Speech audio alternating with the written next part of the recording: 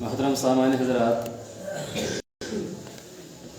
آج کے اس درس میں ہم بڑے معروف نبی جن کا نام حضرت موسیٰ علیہ السلام ہے، ان کے بارے میں کچھ باتیں جانیں گے۔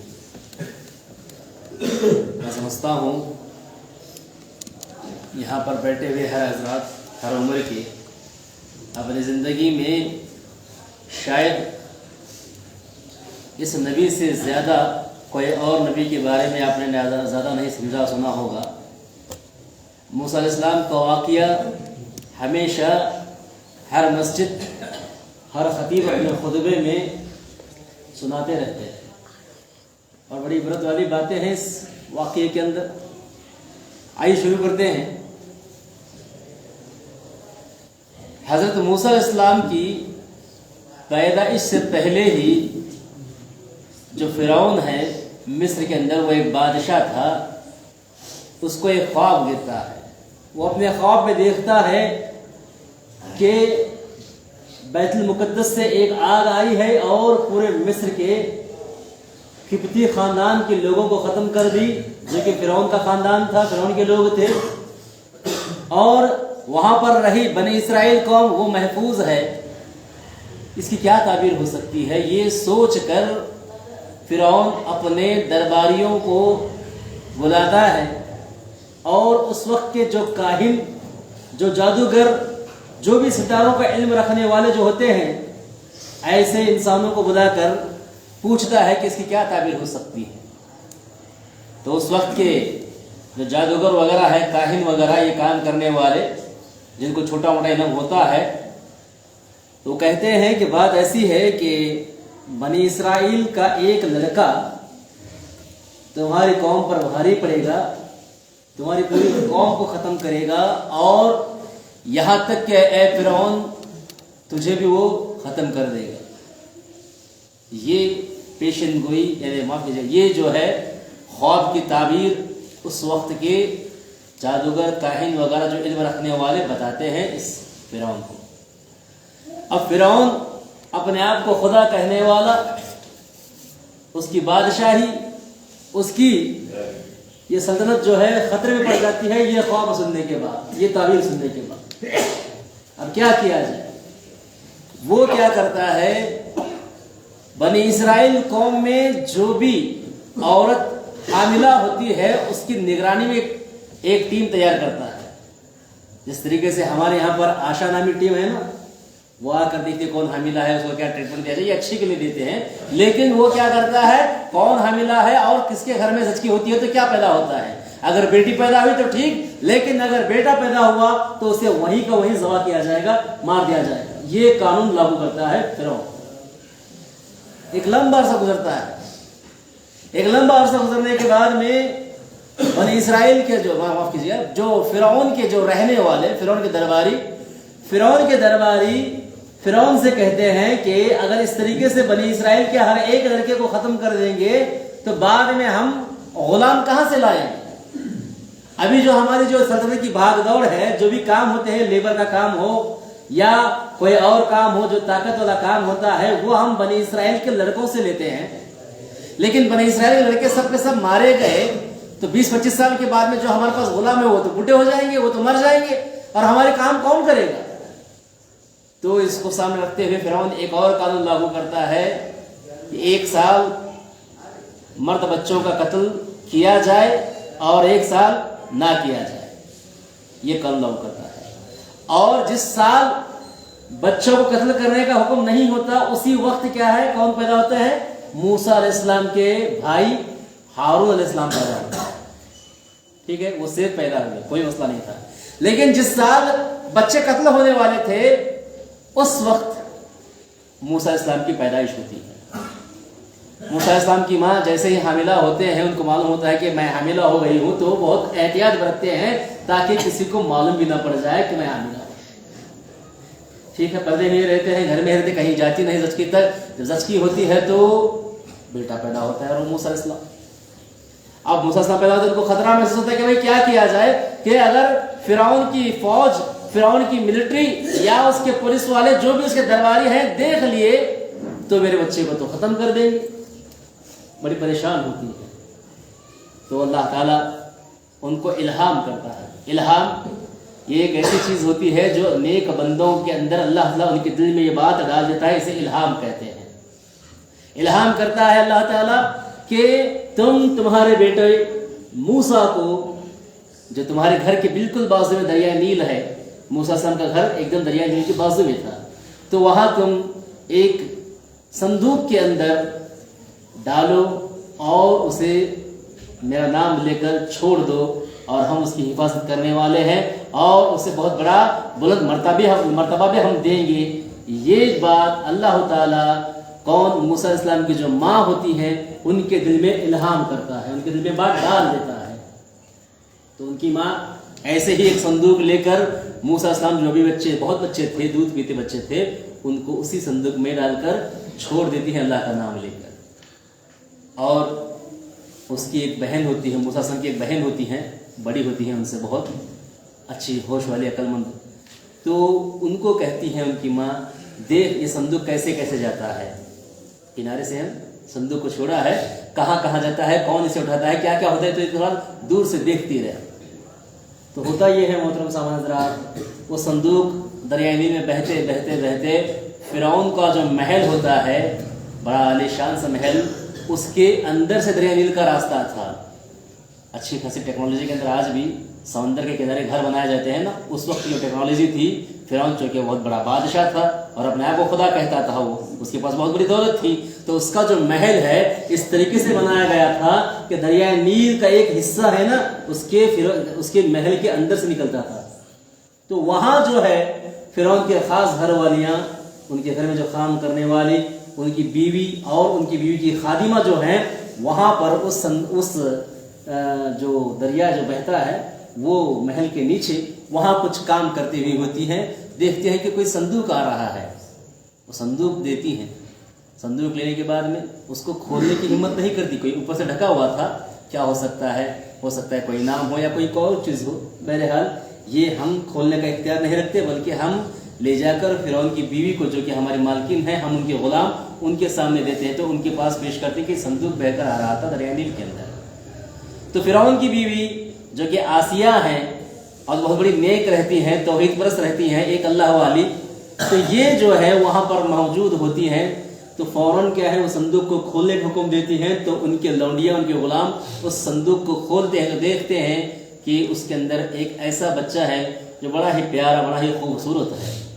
آسیہ جیسے ہی اس بچے کو دیکھتی ہیں تو اس بچے کا نور ان کو بہت بھا جاتا ہے, اس بچے کی خوبصورتی آسیہ کے من کو بھا جاتی ہے, اور آسیہ اس بچے کو اپنے گود میں لے کر اپنے لیے رکھ لیتی ہے. وہاں معلوم پڑتا ہے فرعون کو کہ بھائی آسیہ نے بچے کو اٹھایا ہے. وہ آ کر دیکھتا ہے فرعون, یہ کیا چیز ہے, کیا چیز ہے, کہاں سے آیا بچہ؟ تو کہتے ہیں کہ دریائے نیل سے بہ کر آیا ہے, پتہ نہیں کہاں سے آیا ہے. کہتا ہے فرعون, ہو سکتا ہے کہ بنی اسرائیل کا بیٹا ہو, مجھے مارنے والا ہو. تو کہتے ہیں کیا بات کر رہے ہو, ایسے کیسے ہو سکتا ہے, تمہاری ٹیم تو لگی ہوئی ہے, کون حاملہ ہے, کس کی زچگی ہوئی, تمہاری ٹیم تو لگی ہوئی ہے, ابھی تک تو کوئی ذکر ہی نہیں آیا, کوئی عورت کا بچہ پیدا ہوا ہے. بہرحال کہیں سے آیا ہوا ہوگا. بہرحال ہمیں کیا کرنا ہے, اس بچے کو تو دیکھو, اس کی خوبصورتی کو دیکھو, کتنا پیارا ہے, ہم اسے اپنے پاس رکھ لیتے ہیں, یہ ہمیں کچھ فائدہ ہی دے دے, یا یہ ہمارا بیٹا بن سکتا ہے. فرعون بے اولاد تھا, ٹھیک ہے, فرعون کو بچے نہیں تھے, اور یہاں تک بھی آیا کہ وہ فرعون نامرد تھا, اللہ علیہ کہا تھا, بس صحیح, ٹھیک ہے. تو بہرحال ان کی بیوی آسیہ کہتی ہے, فرعون کی بیوی آسیہ کہتی ہیں کہ ہم اس بچے کو اپنا بیٹا ہی بنا لیں گے, اس لیے میں بچے کو اپنے حفاظت میں رکھنا چاہتی ہوں. تو بہرحال فرعون بیوی کے سامنے کچھ نہیں کہتا, فرعون کے سامنے کہتا ہے کہ ٹھیک ہے, جو تو صحیح سمجھے وہ تو اچھا کر. بہرحال محترم سمجھ رہا, فرعون کے گھر موسیٰ علیہ السلام کو اللہ تعالیٰ نے پہنچا دیا. اب دیکھیے گا, اس بچے کو دودھ کی حاجت پیدا ہوئی, دودھ کیسے پلائے؟ تو باقاعدہ بہت ساری وہاں پر لونڈیاں ہوتی ہیں گھر میں کام کرنے والی, جن کے بچے بھی ہوتے ہیں, جن کے پاس دودھ تھا چھاتی میں, وہ آ کر پلانے کی کوشش کرتی ہے. پھر وہ بچہ موسیٰ علیہ السلام دودھ نہیں پیتی کسی کا. اس کے بعد میں اس راج گھرانے سے اعلان ہوتا ہے, فرعون کے گھرانے سے, بادشاہ کے گھرانے سے, کہ کوئی ہے اس گاؤں کے اندر, مصر کے اندر, جو ایک بچے کو دودھ پلائے اور وہ بچہ اس کا دودھ پیا تو ہم اسے بہت بڑا انعام دیں گے. معلوم ہے آپ کے سامنے کیا ہو رہا ہے یہ بات؟ جو فرعون دشمن ہے موسیٰ علیہ السلام کا، جو ہر ایک بچے کو ختم کر چکا ہے اس ڈر سے کہ کہیں مجھے مار نہ دے، ایسے بچے کو اللہ تعالیٰ اسی فرعون کے گھر میں پلا رہے ہیں. ٹھیک ہے، اعلان ہوتا ہے تو باقاعدہ ان کی جو بیوی بہن تھی موسیٰ علیہ السلام کی، جو دیکھتے دیکھتے آ رہی تھی کہ فرعون کے دربار میں چلا گیا وہ بچہ، آ کر ماں کو کہتی ہے اے ماں ہمارا جو بچہ ہے، ہمارا جو بھائی ہے وہ فرعون کے گھر جا چکا ہے اور ابھی ابھی اعلان بھی ہوا ہے کہ اس بچے کو کوئی دودھ پلانے والی چاہیے. تو فرعون کی جو موسیٰ علیہ السلام کی ماں اس دربار میں پہنچتی ہیں، کہتے ہیں کہ میں دودھ پلا سکتی ہوں. تو جب موسیٰ علیہ السلام کو اپنے سینے سے لگا کر دودھ پلاتے ہیں تو موسیٰ علیہ السلام ان کی ماں تھی اور ان کا بیٹا، تو بڑے اچھے طریقے سے بڑے مزے سے کیا ہے موسیٰ علیہ السلام اس ماں کا دودھ پینے لگ جاتے ہیں. فرعون بہت خوش ہوتا ہے کہ اس بچے کو چپ کرایا اس عورت نے. بچہ رو رہا تھا، کسی کا دودھ نہیں پی رہا تھا، اس عورت کا دودھ پیا ہے. وہ کیا کرتا ہے انعام دے دیتا ہے موسیٰ علیہ السلام کی ماں کو. دیکھ رہے ہیں اللہ کی سنت کیسی ہے. وہ انسان جو فرعون کا دشمن ہے وہ ایسے دشمن کو اپنے راج گھرانے سے کیا کر رہا ہے، ان کی ماں کو دودھ پلانے کی اجرت دے رہا ہے. موسیٰ علیہ السلام اپنی ماں کا دودھ پی رہے ہیں، موسیٰ علیہ السلام کی ماں اپنے بیٹے کو دودھ پلا رہی ہیں، لیکن فرعون کے گھر سے انہیں کیا کر رہا ہے باقاعدہ ہر مہینہ منی آرڈر آ رہا ہے، ہر مہینہ پگار آ رہی ہے اپنے بچے کو دودھ پلانے کی وجہ سے. ٹھیک ہے، یہ اللہ تعالیٰ کی سنت ہے. اللہ اگر چاہے تو دشمنوں کے سائے میں بھی انسان کی حفاظت بھی کرتا ہے اور دشمن کے گھر سے اس کی طرف سے بہت بڑی ایک طرح کی انعام بھی آ سکتے ہیں. ٹھیک ہے محترم سامعین، اب رہا موسیٰ علیہ السلام پر اللہ تعالیٰ نے بہت سارے نعمتیں دیتے ہیں. موسیٰ علیہ السلام بڑے ہوتے جاتے ہیں، بہت بڑے ہوتے جاتے ہیں. یہاں ایک واقعہ پیش آتا ہے، مطلب ضروری سمجھتا ہوتا کہ آنے والے دنوں میں کام آ سکے، کہ فرعون کو نا یہ سب کرنے کے باوجود بھی ایک طرح کا ٹکٹکا رہتا ہے کہ یہ بچہ میری جان لے گا.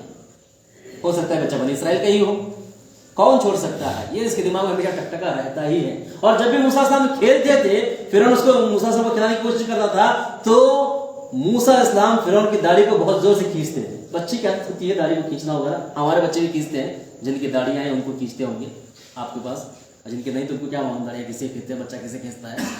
تو بہرحال بچہ جو ہے داڑھی کو کھینچتا تھا، فرعون وہ بھی داڑھی رکھا ہوا تھا. داڑھی رکھنا جو ہے محترم سمجھ رہا ہے پہلے کے دور سے چلا آ رہا ہے، مسلمان ہو یا کافر. اب یہ کافر میں کیسا کافر، مشرک کے ساتھ ساتھ یہ اپنے آپ کو خدا کہنے والا، یہ بھی داڑھی رکھا تھا. داڑھی اس وقت کا ایک بہترین یوں سمجھیے گا کہ فیشن تھا، ایک اپنے آپ کو سامنے بڑا انسان پیش کرنے کی پہچان تھی داڑھی. اس لیے ہر ایک داڑھی چھوڑا ہے. اور آپ بھی دیکھتے ہیں اتہاس کے اندر جتنے بھی بڑے بڑے لوگ ہیں اکثر لوگوں نے داڑھی چھوڑا ہے، چاہے وہ ہندو ہو، چاہے مسلم ہو، چاہے وہ کسی بھی دھرم کے ماننے والے کیوں نہ ہو. داڑھی ایک انسان کی پہچان ہوتی ہے. جو بہت بڑا بلند مرتبے والا ہوتا ہے وہ اکثر داڑھی رکھا کرتا تھا، اور فرعون جو اپنے آپ کو خدا کہتا تھا یہ بھی داڑھی رکھا ہوا تھا. تو موسیٰ علیہ السلام اس کی داڑھی کو کھینچتے رہتے ہیں. اب اس کو احساس ہوتا ہے کہ بھائی یہ اتنا داڑھی کیوں کھینچتا ہے میری. بچے داڑھی کھینچتے ہیں لیکن وہ کچھ زیادہ ہی کھینچتے تھے موسیٰ علیہ السلام اس کی داڑھی کو. تب اسے شک ہوتا تھا کہ بھائی یہ آگے چل کر میری جان لے سکتا ہے. ایک مرتبہ آزمانے کے لیے کیا کہتا ہے کہ آج میں اس بچے کو آزماؤں گا. ان کی بیوی آسیہ کہتی ہے کیسی بات کر رہے ہو، معصوم بچہ ہے، ہمارے ساتھ کھیل رہا ہے، ہمارے ساتھ پل رہا ہے، ہمارا کھا رہا ہے، ہمارا پی رہا ہے، یہ کیسے ہمیں ختم کر سکتا ہے، تمہیں کیسے ختم کر سکتا ہے. تم نا ایسے عجیب سرکے لے کر بیٹھے ہوئے ہو، عجیب بات لے کر بیٹھے ہوئے. اپنی بیوی ان کے شوہر کو ڈانٹتی رہی، لیکن پھر بھی تسلی نہیں ہوئی، اسے سمادھان نہیں ہوا فرعون کو. ایک مرتبہ کیا کرتا ہے موسیٰ علیہ السلام جو چھوٹے ہیں ابھی امگا لگا چل رہے تھے، گھٹنوں سے چل رہے تھے، گڑگے سے، جسے امگا لگانا کہتے ہیں ہماری بھاشا میں. تو ایک کٹورے میں کیا کرتا ہے وہ آگ کا ڈھیلا رکھ دیتا ہے. ٹھیک ہے، اور ایک کٹورے میں بعض کے اندر دودھ کہا گیا ہے، بعض کے اندر کوئی مٹھائی کی گئی ہے، اللہ اعلم کیا تھی. بہرحال ایک کے اندر آگ کا گولا، دوسرے کے اندر کوئی اچھی چیز کھانے پینے کی رکھ دیتا ہے. بچہ کیا اٹھائے گا؟ اگر بچہ وہ مٹھائی اٹھاتا ہے کھانے کے لیے تو یقیناً یہ جو بچہ مجھے مارنے والا ایسی کیا ہے وہ یہ لیتا ہے، اسے فال لیتا ہے نا، فال. یعنی اگر وہ مٹھائی اٹھایا تو بچہ آگے چل کر مجھے مارنے والا ہے، اور اگر بچہ یہ آگ کا ڈھیلا اٹھایا تو یہ نارمل بچہ ہے، مجھے نہیں مارے گا. ایسا وہ کیا کرتا ہے، فال لیتا ہے. تو موسیٰ علیہ السلام جو کہ چھوٹے بچے تھے جا رہے تھے لیکن وہ آگ کا ڈھیلا ہی اٹھاتے ہیں. یہاں ایک بات کہتے ہیں کہ موسیٰ علیہ السلام بچے تھے تو وہ مٹھائی اٹھانے والے تھے، کوئی اور چیزیں اٹھانے والے تھے، لیکن اگر اس وقت ایسا کر دیتے تو ان کی جان کو خطرہ تھا. تو جبرائیل امین غیبی طور پر آ کر موسیٰ علیہ السلام کے ہاتھ میں وہ آگ کا ڈھیلا دیتے ہیں. ایسی بات آتی ہے, اللہ علم کہاں تک بات سچ ہے. بہرحال موسیٰ علیہ السلام جب بھی بچے تھے اس آگ کے ڈھیلے کو لے کر منہ میں رکھ لیتے ہیں فوراً. بچے کو کیا بھی دو منہ میں ملتا ہے, بچے کو آپ کچھ بھی دو منہ میں رکھ لیتا ہے, پین دو منہ میں رکھ لے گا, موبائل دو منہ میں رکھ لے گا. تو وہ کیا کرتے ہیں, اس آگ کے ڈھیلے کو اپنے منہ میں رکھ دیتے ہیں اور فوراً پھینک دیتے ہیں اسے. آگ کے جلنے سے روتے ہیں روتے روتے ہیں. وہاں جو وہ آگ کا ڈھیلا ان کی زبان پر لگا تھا, وہاں سے ان کی زبان میں تھوڑی لکنت آتی ہے, اور جب بھی وہ بڑے ہوتے ہیں بات کرتے تھوڑے بہت تدلتے ہیں بات کرنے میں. کیوں؟ کیونکہ وہ زبان ان کی اس آگ کے ڈھیلے سے جل گئی تھی یا موٹی ہو گئی تھی, یا کوئی بھی چیز ایسی ہو گئی تھی جس کی وجہ سے ان کی بات جس طریقے سے میں اور آپ صاف کرتے ہیں ویسا نہیں کرتے, بلکہ تھوڑا سا ان کی زبان میں لکنت آ جاتی ہے, تدلتے ہیں بات کو. اب آگے کیا ہوتا ہے انشاءاللہ تعالی اگلے درس میں بتایا جائے گا. اللہ تعالیٰ سے دعا ہے جو بھی باتیں آج کے درس میں نصیحتاً مجھے آپ کو میرا معلوم ہی ہے ان پر اللہ تعالیٰ مجھے آپ کو فرمائے. وآخر دعوانا الحمد للہ رب العالمین. والسلام علیکم ورحمۃ اللہ وبرکاتہ.